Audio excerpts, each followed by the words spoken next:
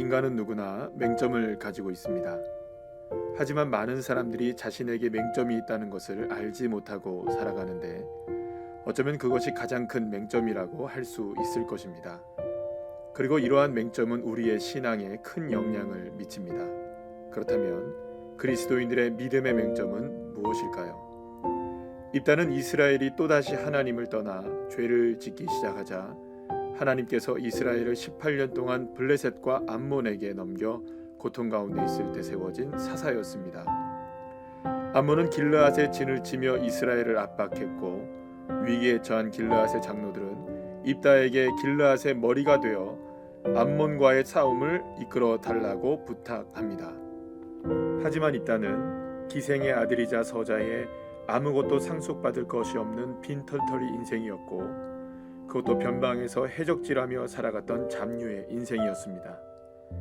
그러나 그럼에도 불구하고 하나님은 그를 사사로 세우신 것입니다. 이렇게 사사가 된 입다는 암몬과의 전쟁을 외교적으로 풀려고 노력했지만 암몬 왕은 거부했고 결국 암몬과의 전쟁을 하게 되었습니다. 그런데 싸움이 막 시작됐을 때 입다가 하나님께 이렇게 기도합니다. 그가 여호와께 서원하여 이르되 주께서 과연 암몬 자손을 내 손에 넘겨주시면 내가 암몬 자손에게서 평안히 돌아올 때에 누구든지 내 집 문에서 나와서 나를 영접하는 그는 여호와께 돌릴 것이니 내가 그를 번제물로 드리겠나이다 하니라. 입다는 암몬과의 싸움에서 승리합니다. 그런데 개선 장군이 되어 집으로 돌아온 입다를 처음 마중 나온 사람은 바로 입다의 외동딸이었던 것입니다. 전혀 예상하지 못한 결과였지만 입다는 자신이 서원을 했다는 이유로 딸을 하나님께 번제로 바치기로 결정했고 결국 2달 후 딸은 제물이 되어 죽게 됩니다.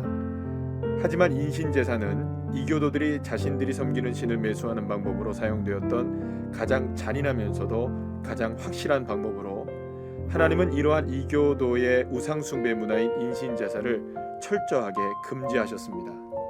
그러나 입다는 자신이 무엇인가를 드려야만 하나님께서 주신 승리를 자신의 것으로 만들 수 있다고 믿었고 만약 자신이 하나님께 드리는 것을 취소하면 자신을 향한 하나님의 축복도 취소되기에 끝까지 자신의 소원을 이행해야 한다고 믿었던 것입니다.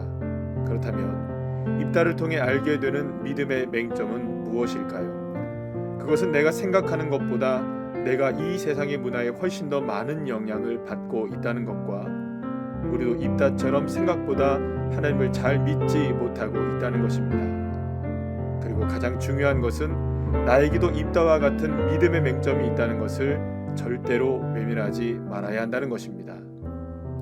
그렇다면 나에게는 어떤 믿음의 맹점이 있을까요? 내가 모르는 나의 맹점은 무엇일까요? 그러나 내 믿음의 맹점이 무엇이든 오히려 나의 맹점이 드러나는 것이 하나님의 은혜이며 축복입니다. 내 믿음의 맹점을 하나님께 정직하게 인정하며 그럼에도 불구하고 나를 사랑하시고 축복하시는 하나님을 온전히 신뢰할 때 비로소 하나님이 원하시는 믿음의 사람으로 세워지게 되는 것입니다.